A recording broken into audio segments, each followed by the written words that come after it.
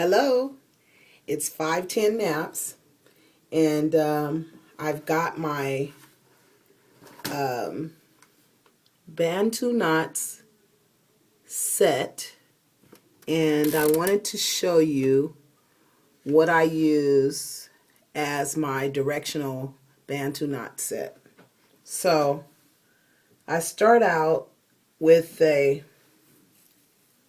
simple twist because that will lengthen my hair the most, and then I just wrap it around like a traditional Bantu knot.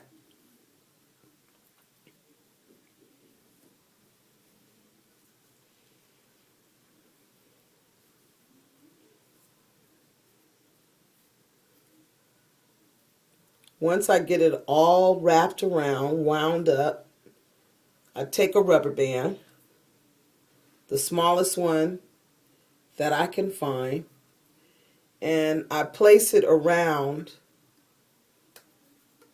the knot so that it won't pop loose, especially if I'm sleeping on it. But as you see, I don't put it on there tight, so as to break the hair. I just put it there to hold. So the smaller the size of the band, the better it is, because you won't have to wind it up more than twice. Sometimes you could just slip it on there. If your hair is thick, you could just slip it on there one time and it'll hold. So that's generally what I do, but these were the smallest ones that I could find right now.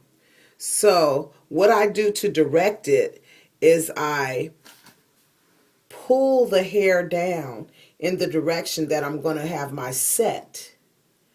I pull the hair down that way first. So no matter what size my parts are, as you can see, I start in the back, 2 at the bottom because I don't want a lot of curls. I don't want it to look like an afro. I want it to have a little length. So I do 2 at the bottom, about 7 around the side. Then I do about 5 or 6.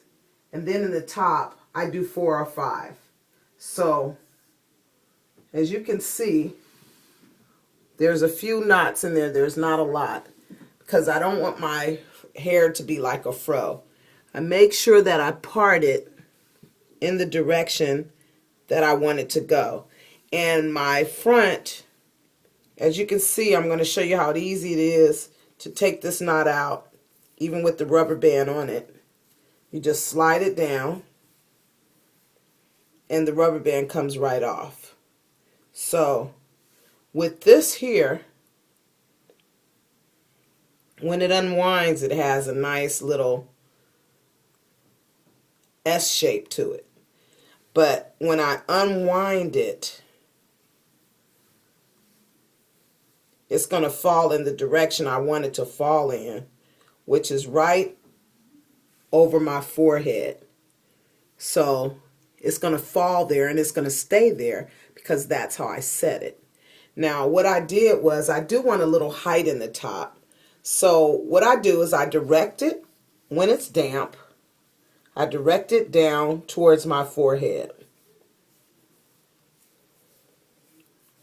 And I come straight down towards my nose till I get to the end. And I wind it all the way down, and by that time the tension starts going back up. But when I wind it, I want to wind it down, not up, because I don't want it standing straight up, even though I want a little height in the top. Then I take the rubber band and I slip it over it. That's not tight enough, so I wind it twice. And it's not so tight that it's hurting me, but it's going to hold it in place so that it stays where I want it.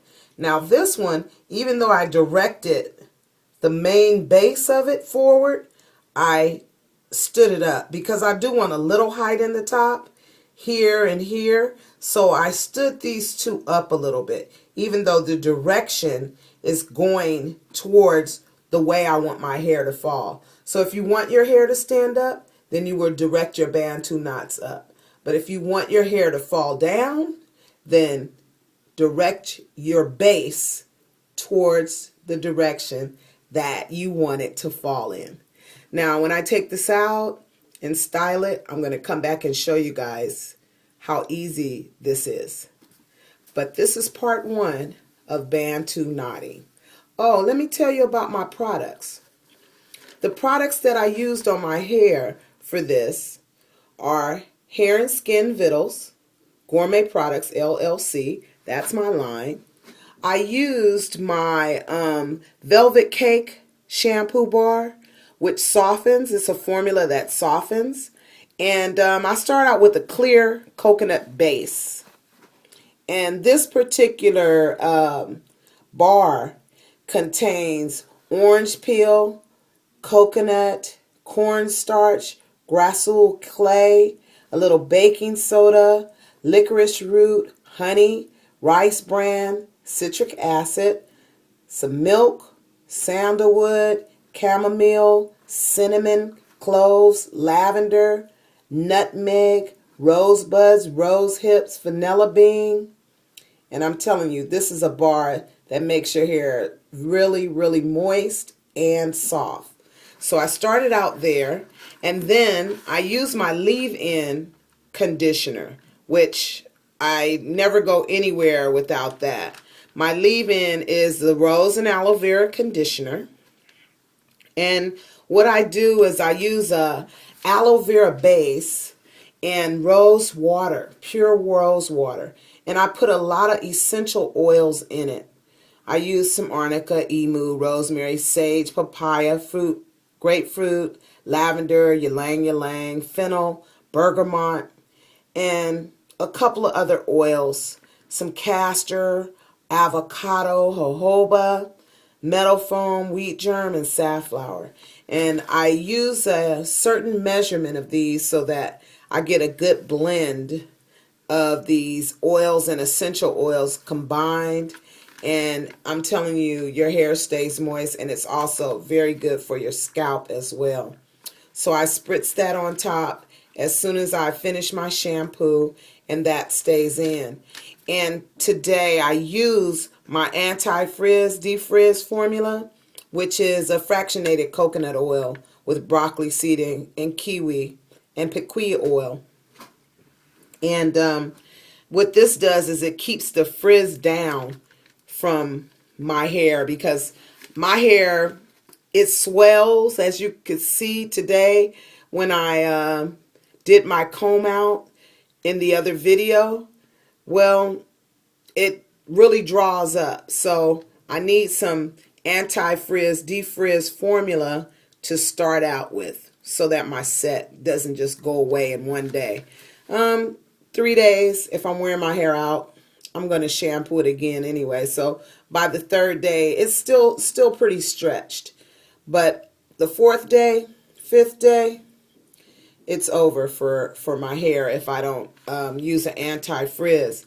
And I also used my moisture sealant oil, because my hair, after the henna and using the humectant resistant spray, which is sort of like a hairspray, anti-frizz, but it's not so user-friendly, but it works to make my hair stand up, which my previous style called for that. But this one here is, I need a gentler formula for the winter. Since we just passed the winter solstice, I have to really pay attention to the dryness in my hair.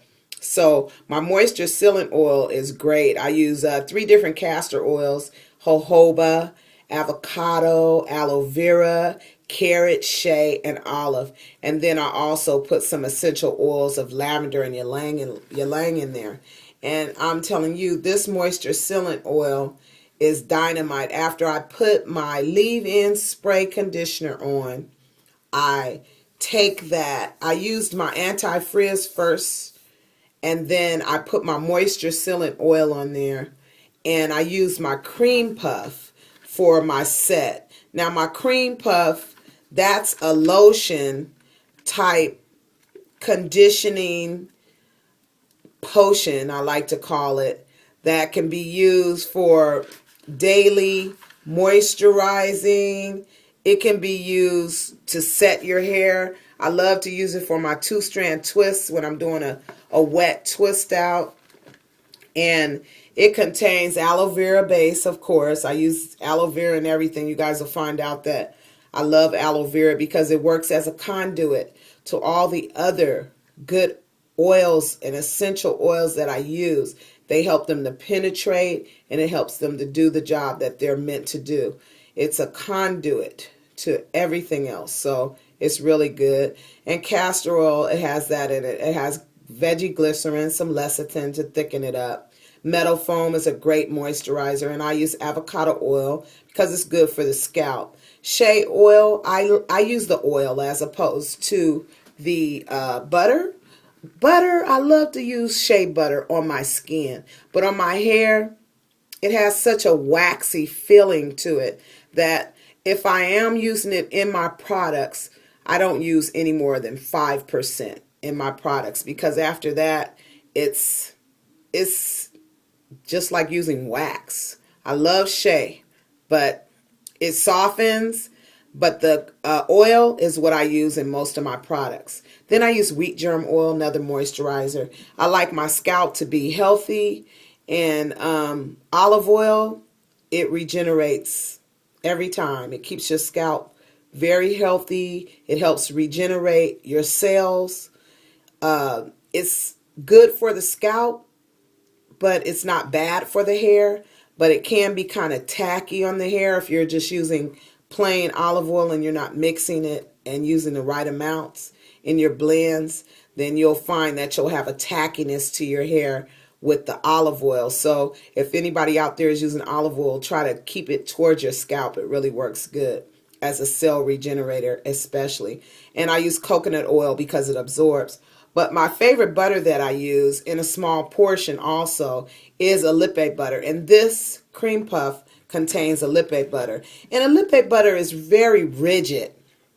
It's not waxy at all. It's rigid. And what it does is it helps with the elasticity in our hair. So I love it because when I'm doing a style that's wet, it stretches the hair, gives it some spring, and then it makes it real pliable, because sometimes your hair is so dry it doesn't move. Well, with this, it gives it nice, even though it's a rigid butter, it makes your hair very pliable. And so that's what I used, a combination of quite a few things, but it's winter and our hair calls for a little bit more. So you will see the results of this set on the next video. I'm going to take it out, style it, and show you guys how it works.